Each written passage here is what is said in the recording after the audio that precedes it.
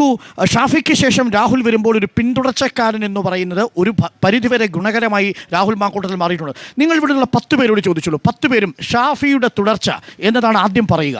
അതൊരു ആത്മവിശ്വാസമായി കോൺഗ്രസിന് തുടക്കം മുതലുണ്ടായിരുന്നു. പക്ഷേ സരിൻ കളം മാറുന്നതോടുകൂടി ആ കോൺഫിഡൻസ് ഇളക്കം തട്ടി. പക്ഷേ സന്ദീപ് തിരിച്ചു വരുമ്പോൾ BJPയിൽ നിന്ന് തിരികെ കൊണ്ടുവരാൻ സാധിച്ചപ്പോൾ വീണ്ടും ആത്മവിശ്വാസം ഉയർന്നിട്ടുണ്ടോ കോൺഗ്രസിൻ്റെ? നോക്കൂ, പാലക്കാട് തെരഞ്ഞെടുപ്പ് മുൻ തെരഞ്ഞെടുപ്പിൽ നിന്നൊക്കെ വ്യത്യസ്തമായി അതീവ നാടകീയ സംഭവവികാസങ്ങൾ നടന്നിരിക്കുന്ന ഒരു തെരഞ്ഞെടുപ്പാണ്.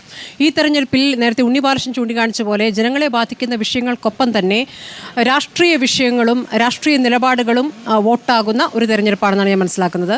ഇതിൽ കഴിഞ്ഞ 1-2 തെരഞ്ഞെടുപ്പുകളിൽ നിന്ന് ഇപ്പോൾ 3-ാം സ്ഥാനത്തേക്ക് പോയ CPM 3-ാം സ്ഥാനത്തേക്ക് പോയ തെരഞ്ഞെടുപ്പുകളിൽ അത്രത്തോളം ശ്രദ്ധ CPMലേക്ക് പോയിട്ടില്ല എങ്കിലും ഇത്തവണ ശ്രദ്ധ സ്ഥാനാർത്ഥിയിലേക്ക് കൊണ്ടുവരാനും അതുവഴി ഭരണവിരുദ്ധ വികാരം അതുമായി ബന്ധപ്പെട്ട ചർച്ചകളിൽ നിന്ന് ശ്രദ്ധ തിരിക്കാനും ബുദ്ധിപൂർവ്വം CPMന് സാധിച്ചിരിക്കുന്നു എന്നുള്ളതാണ്.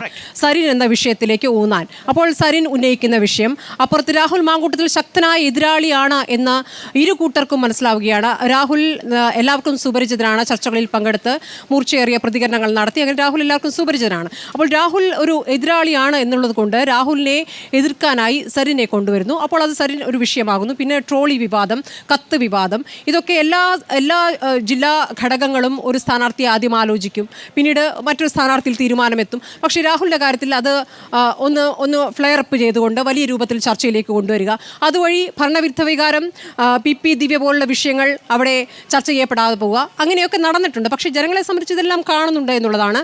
അപ്പോൾ ആത്യന്തികമായി ഇതൊരു രാഷ്ട്രീയ തെരഞ്ഞെടുപ്പ് തന്നെയാണ്. ഈ പറഞ്ഞതുപോലെ 3 മുന്നണികളെ സംബന്ധിച്ചും അത്യന്തം ഗൗരവത്തിലുള്ള തിരഞ്ഞെടുപ്പാണ്. കാരണം ആരെ സ്ഥാനാർത്ഥിയായി നിർത്തി, ആ സ്ഥാനാർത്ഥിയെ തിരഞ്ഞെടുത്തതിൽ തീരുമാനിച്ചതിൽ ആർക്കാണ് പിഴവ് പറ്റിയത്?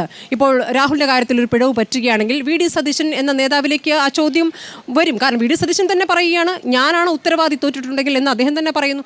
അപ്പോൾ അത് അദ്ദേഹത്തിൻ്റെ ഈ പറഞ്ഞതുപോലെ സ്ഥാനചലനത്തിന് പോലെ സാധ്യതയുള്ള തരത്തിലുള്ള തിരഞ്ഞെടുപ്പാണ്. അപ്പോൾ അത്രത്തോളം ആത്മവിശ്വാസം അവരവിടെ പ്രകടിപ്പിക്കുന്നു.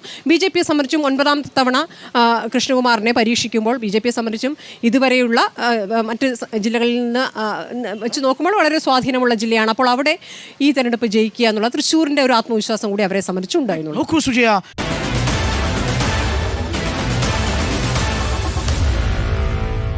Meet the editors.